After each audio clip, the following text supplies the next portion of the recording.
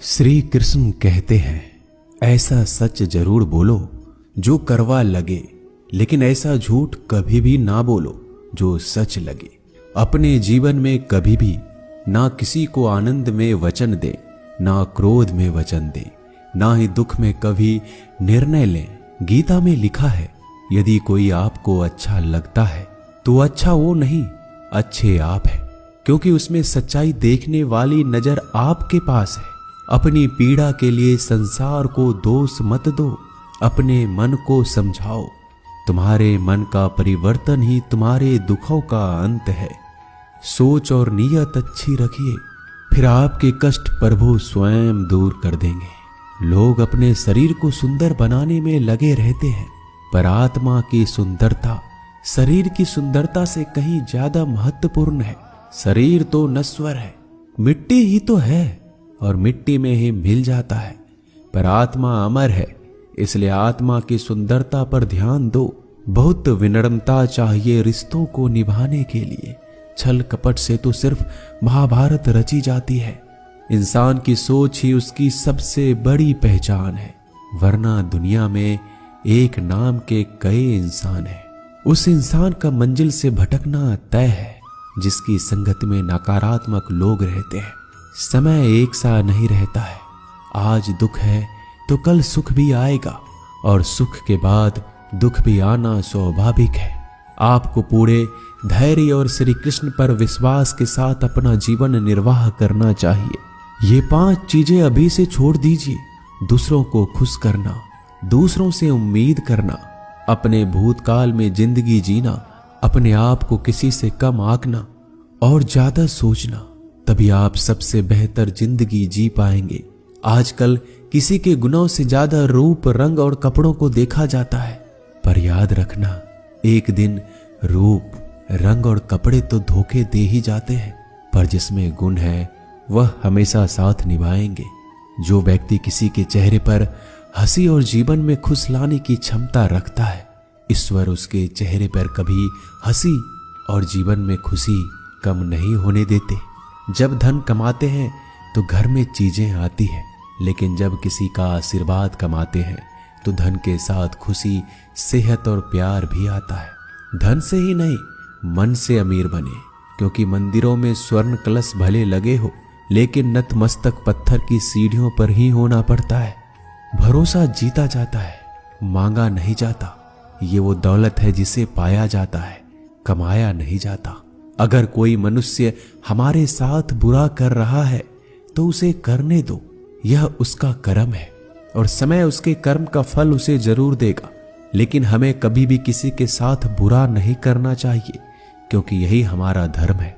अगर आपकी समस्या एक जहाज की तरह बड़ी है तो भूले नहीं कि प्रभु की कृपा सागर जितनी विशाल है। अहंकार में धन, वैभव और वंश तीनों चले जाएंगे।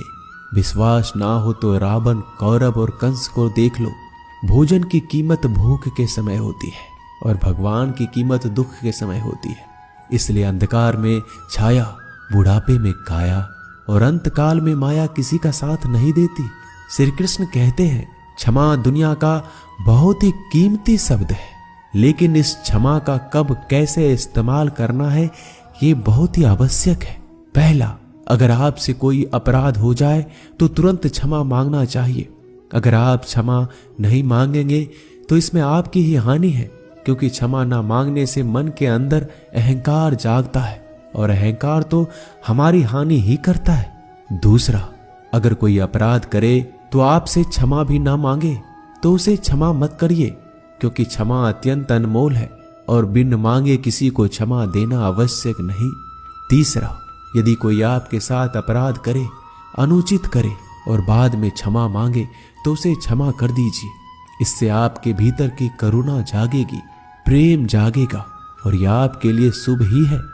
चौथा, अगर आप कोई अपराध कर दो तो क्षमा अवश्य मांगना, इससे आपको लाभ ही होगा, क्योंकि सामने वाले व्यक्ति आपको क्षमा करे या ना करे, आपके अंदर का अहंकार गिरता है और आपका मन अधिक निर्मल हो जाता है। श्री कृष्ण कहते हैं, जिसके साथ बात करने से ही खुशी दुगनी और दुख आधा हो जाए वो ही अपना है, बाकी तो बस दुनिया है। दुनिया के ये 4 स्थान जो कभी भरते नहीं, समुद्र, इच्छा का घड़ा, शमशान और मनुष्य का मन। कभी भी किसी भी रिश्ते का गलत इस्तेमाल मत करना, क्योंकि रिश्ते तो बहुत मिल जाएंगे पर जिंदगी में अच्छे लोग बार बार नहीं आएंगे। बिना कुंडली मिलाए आजीवन चलने वाला एक अद्भुत संबंध केवल मित्रता है। यदि हमारी नीयत अच्छी और मकसद सही है तो किसी ना किसी रूप में ऊपर वाला भी हमारी मदद करता है। जब हम प्रार्थना करते हैं तो ईश्वर हमारे कहने से ज्यादा सुनता है। जितना हम पूछते हैं उससे ज्यादा जवाब देता है। जितना हम कल्पना करते हैं उससे ज्यादा अपने समय में और अपने तरीके से देता है।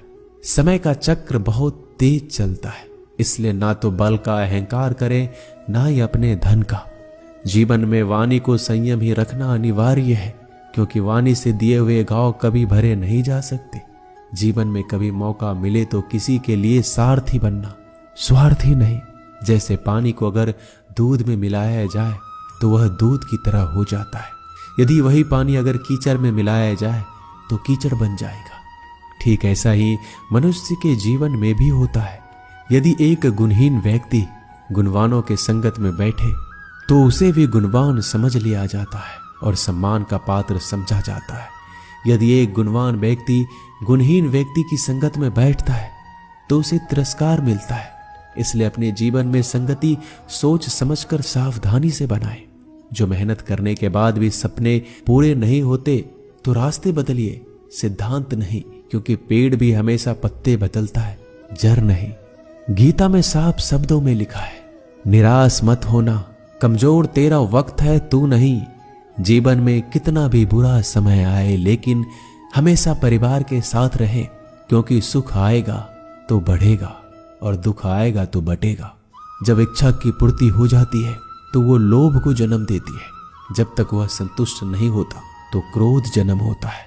काम, लोभ और क्रोध तीनों के प्रभाव में आकर मनुष्य पाप करता है। बोलना तो सभी जानते हैं, लेकिन कब और क्या बोलना है ये बहुत कम लोग जानते हैं। जो केवल अपना भला चाहता है वह दुर्योधन है, जो अपनों का भला चाहता है वह युधिष्ठिर है, जो सबका भला चाहता है वह श्री कृष्ण है। इस दुनिया में कोई भी ऐसा व्यक्ति नहीं है जिसके पास समस्याएं ना हो, और ऐसा कोई समस्या नहीं है जिसका कोई समाधान ना हो। कुदरत ने 2 ही रास्ते दे रखे हैं, देकर जाओ या तो छोड़ कर जाओ। अपने साथ ले जाने की कोई व्यवस्था नहीं है, लेकिन फिर भी मनुष्य समझता ही नहीं है। याद रखना, भगवान से कभी उम्मीद छोड़ना नहीं और दुनिया वालों से कभी उम्मीद रखना नहीं।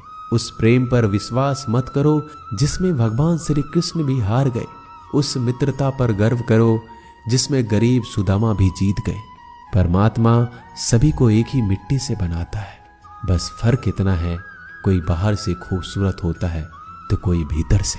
समझ ज्ञान से अधिक गहरी है। आप बहुत से लोगों को जानते होंगे, लेकिन कुछ ही आपको समझते हैं।